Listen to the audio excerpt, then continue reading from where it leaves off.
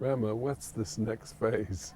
Did you then build a restaurant? Or? The next phase, yes, but the next phase was that I realized that actually I started cooking because I didn't want to get out of Nataf, but when I was catering, I was getting out of Nataf. So I have to change the program. So I said, okay, let's do a restaurant.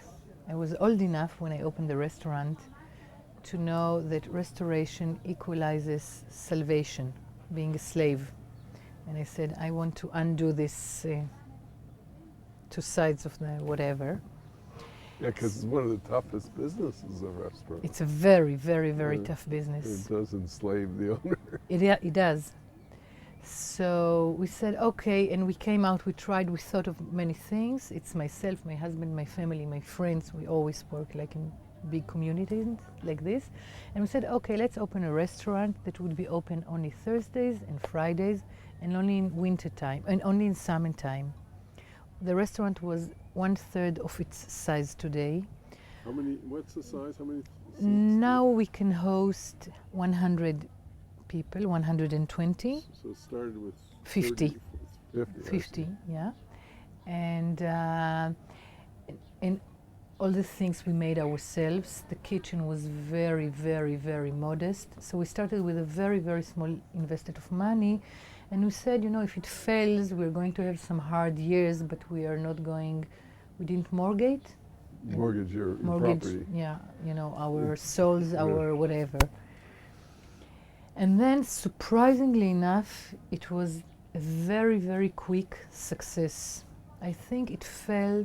I think it is due to a couple of things. When did it start first? 14 years ago. 14 years ago. So why was it a quick success? I think it was.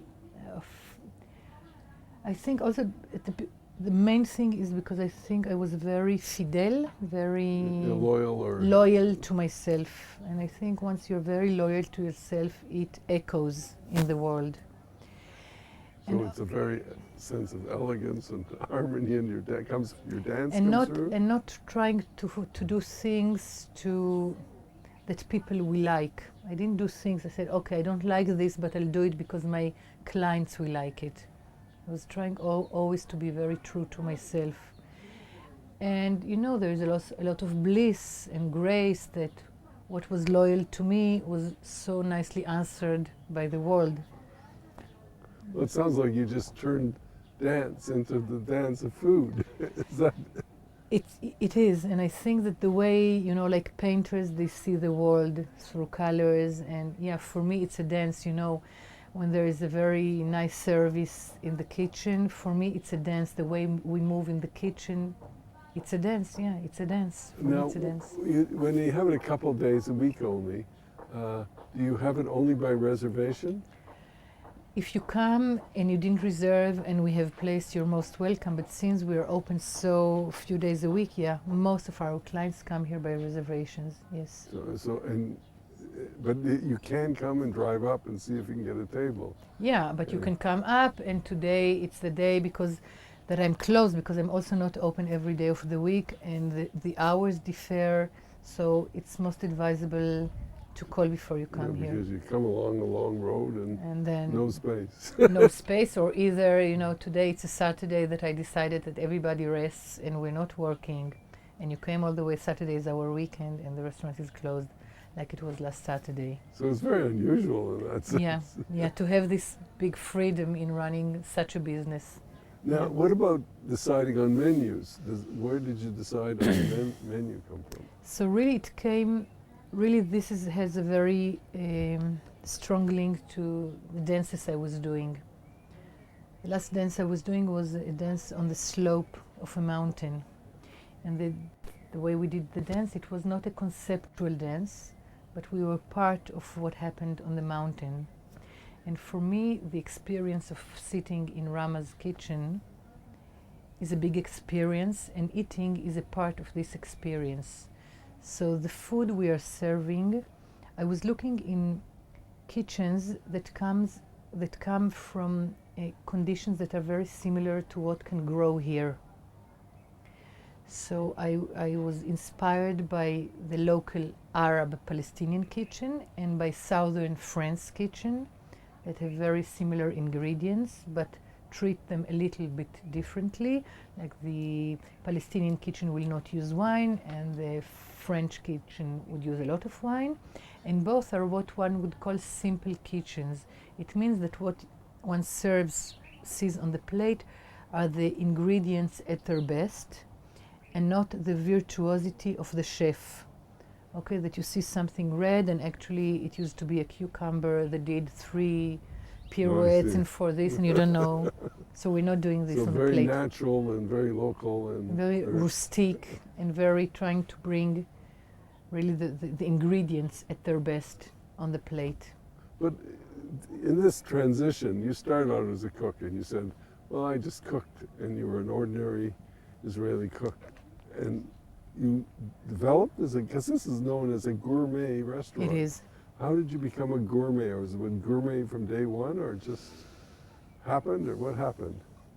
No, it developed gradually. I think when I opened the restaurant, I was not prestigious, and I knew what I know, what are my limitations. For example, at the beginning, most of the things I was serving were stews, because I was a beginner cook, and I didn't know how to serve many plates that are done à la minute. So I said, okay, I know that I don't know this, then I'm going to do very extraordinary stews.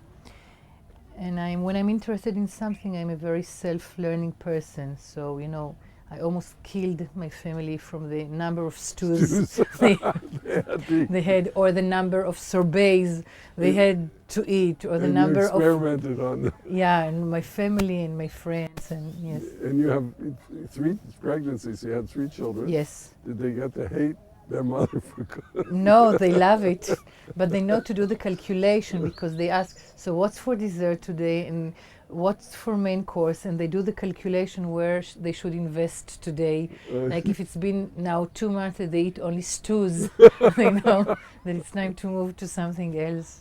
Now, where do you see this restaurant going? I mean, can you still get away with just 3 days a week and 6 months of the year? So for the last 2 years, I changed the rhythm because again, I became older than I was 14 years ago. Now I became older, and this rhythm... You don't look like you've aged at all, if I might say so. But the rhythm of opening and closing, being closed at winter time and open in summertime, had a great advantages for me, not working 3 months a year, and then opening a new restaurant each year, which is crazy. And I said, I'm too old for these big movements and for this big energy. And it came together with the staff that worked with me, and they said, Rama, it's very nice, your beautiful idea that you want to close and open. We're staying here. And in order for us to stay here, you have to pay us salaries. So please invent something that you can afford paying our salaries. Yeah, we don't like working just half a year. So this is how we came up with closing the restaurant in the wintertime. But in the wintertime, the restaurant is a small restaurant. We can host only up to 60 people. So we don't cover the whole space. So it becomes again a different restaurant. The menu is different, but the whole atmosphere is different. So we have 2 camins, 2 fireplaces? We have 2 fireplaces. I see. And the rain it's beautiful. And But what about that road? How do they get here in the rain? No, now it's in asphalt, so it's okay. Now it's asphalt, so it's okay. So in the future, do you see growing, or just this is enough? No, in the future, I'm seeing what happens now, that the fact that I'm working all year long allows me to take a step backwards a little bit, because before I was really involved I was cooking in the kitchen, I was waitering, I was involved in all the very little details. And now I can choose where I want to be, and I can take a step backwards and just have more like an overall look and have people that work below me, and they do, like Tomer is directing, my chef, is directing the kitchen. We are working together, but I'm out of the kitchen. Mentally, I'm a lot in the kitchen.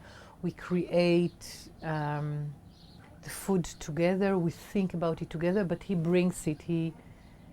I'm giving the ideas. We are together, but he gives it flesh. He brings, to reality. Well, then you have to introduce me to Tomer now. Okay, I will do this.